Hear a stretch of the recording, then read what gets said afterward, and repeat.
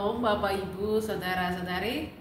Sangat senang menyapa dalam Sapaan Gembala GKI Delima bersama saya, Pendeta Imam Frantantina Simamora. Mari kita berdoa. Ya Allah yang luar biasa, dalam Yesus Kristus kami bersyukur untuk segala anugerah penyertaan Tuhan. Tuhan Yesus yang sangat baik, berkati renungan kami saat ini untuk boleh menjadi rema dalam kehidupan keseharian kami. Dalam Yesus Kristus kami berdoa, amin. Pembacaan firman Tuhan saat ini terambil dari Galatia 6 ayat kedua. Galatia 6 ayat kedua, begini bunyi firman Tuhan. Bertolong-tolonganlah menanggung bebanmu, demikianlah kamu memenuhi hukum Kristus. Bapak, Ibu, Saudara-saudari, dalam falsafah orang Batak ada istilah dalihan natolu. Kehidupan orang Batak dalam bersosialisasi dan relasi dibagi atas 3 bagian seperti 3 tungku. Ketika 3 penyangga tungku ini harus kuat dan seimbang. Bila tidak seimbang, maka tungku atau apapun yang ada di atasnya akan hancur berantakan. Dalam dalihan natolu, setiap orang akan ada posisi yang bergantian. Dia bisa pertama bagiannya adalah pihak hula-hula. Pihak hula-hula seringkali menjadi bagian yang dimuliakan, atau dalam kehidupan orang Batak mendapatkan posisi yang istimewa. Apapun kondisi ekonomi, jabatan, tapi kalau di dalam adat Batak beliau menjadi hula-hula, maka kerabat akan menghargai, dan ketika mereka bertamu maka mereka akan dijamu dengan sangat baik. Hula-hula seringkali juga dipanggil sebagai pihak tulang, dan pihak tulang punya tanggung jawab dalam adat sebagai yang memberikan nasihat, bahkan dalam persoalan-persoalan kehidupan, pendidikan keponakan-keponakannya, menjamin segala keharmonisan kehidupan. Kalau ada persoalan, maka pihak tulang yang akan menyelesaikan dan memberikan nasihat. Yang kedua adalah dongan tubuh, yaitu kerabat satu tubuh, bisa bersinggungan dalam marga-marga atau saudara-saudara satu tubuh. Yang ketiga adalah parboru, kerabat dari pihak laki-laki. Misalnya saya baru Simamora, maka saya akan jadi parboru untuk marga Simamora.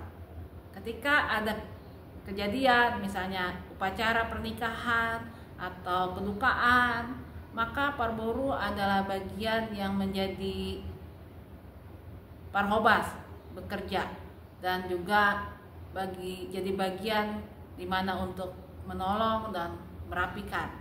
Biasanya parboru memang bagian yang paling dianggap sebagai orang-orang yang bekerja dan bertanggung jawab untuk membereskan upacara atau hal-hal dan mempersiapkan. Apapun derajatnya, kekayaannya, jabatannya, ketika ada dalam posisi-posisi tersebut, maka semua orang akan mendapat bagiannya dan bekerja dengan sukacita.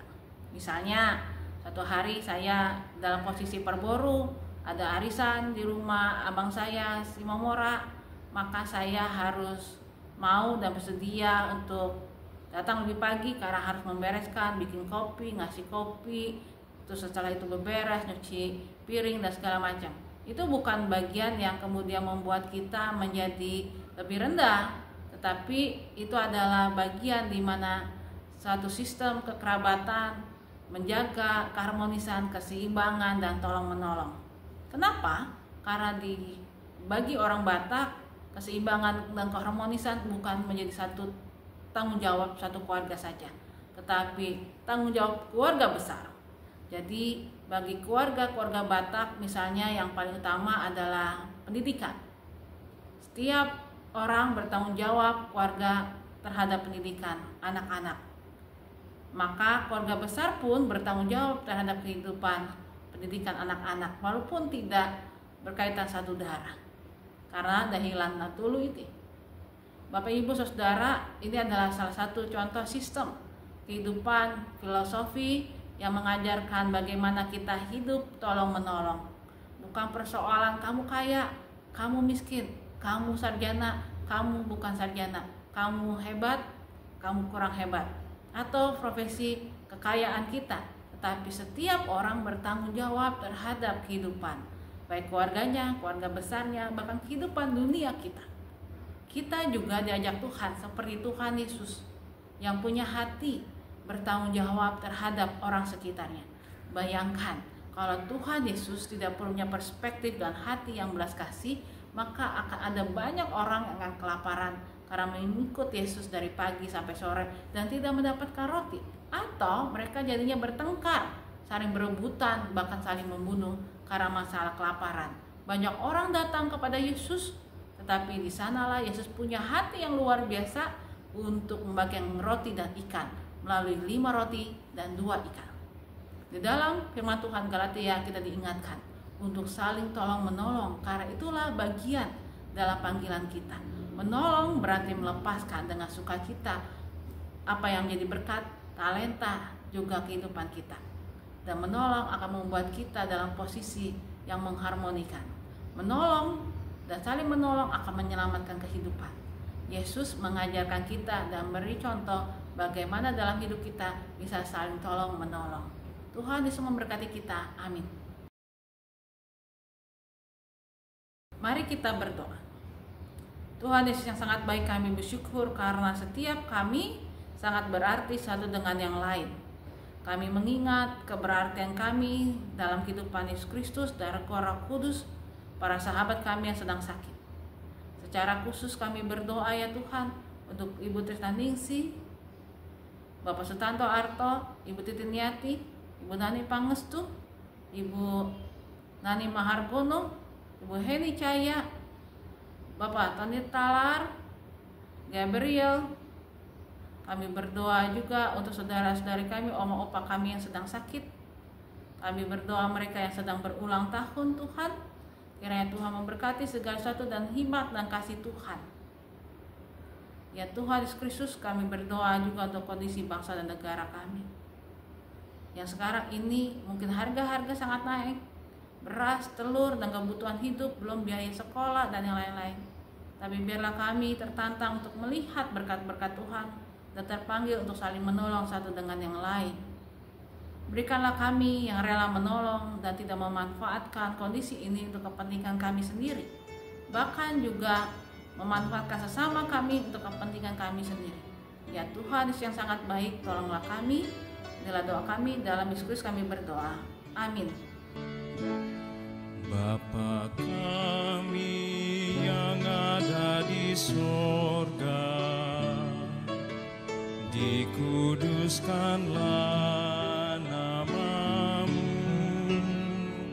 datanglah kerajaanmu, jadilah kehendakmu di bumi seperti di sorga. Beri kami hari ini makanan yang secukupnya. Ampuni salah kami seperti kami ampuni yang bersalah pada kami. Jangan bawa kami dalam pencobaan, melainkan lepaskan kami dari yang jahat.